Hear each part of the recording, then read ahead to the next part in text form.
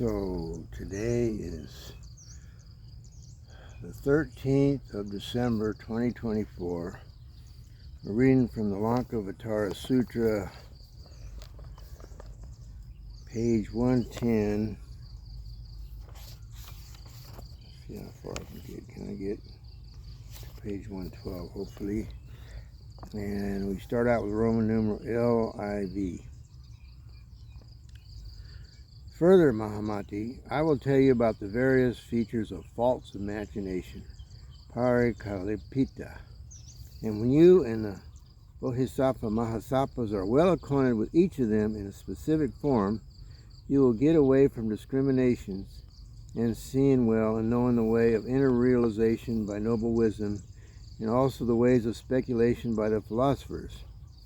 You will cast off discriminations such as grasp and grasping, and will not be induced to discriminate in respect to the multiple aspects of relativity knowledge, paratantra, as well as the forms of false imagination. What are the various features of the false imagination, Mahamati? They are the discriminations as regards words,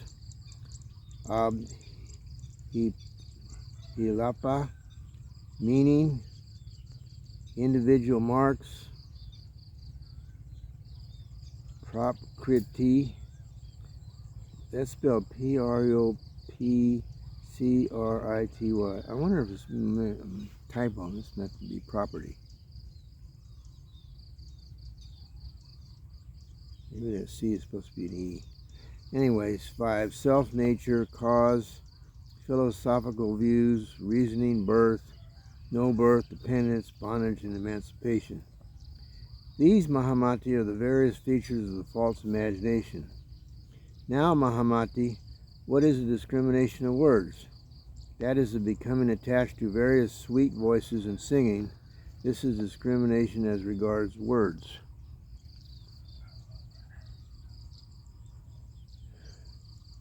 Does that mean you don't sing? I don't think so, but some people say so. What is the discrimination of meaning? You just don't want to be all attached to it. It is the discrimination by which one imagines the words rise depending on whatever subject they express, and which subjects one regard as self-existence and belonging to the realization of noble wisdom. What is the discrimination of individual marks?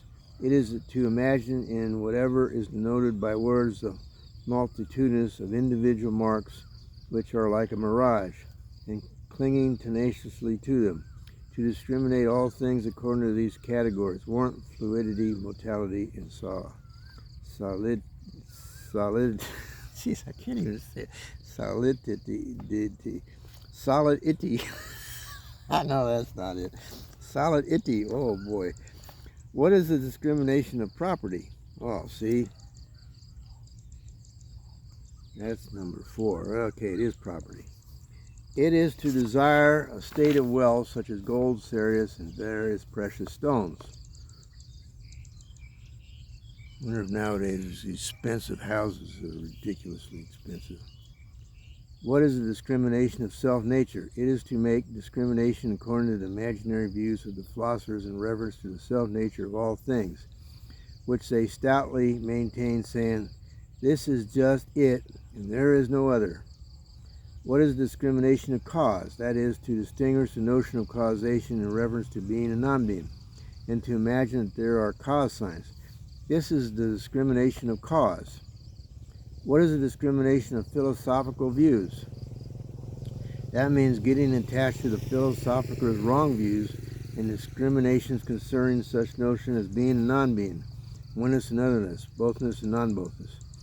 What is the discrimination of reasoning? It means that a teaching whose reasoning is based on the grasping of notion of ego substance and what belongs to it. What is the discrimination of birth? It means getting attached to the notion that things come into existence and go out of it according to causation. Whoa. Well, that's interesting.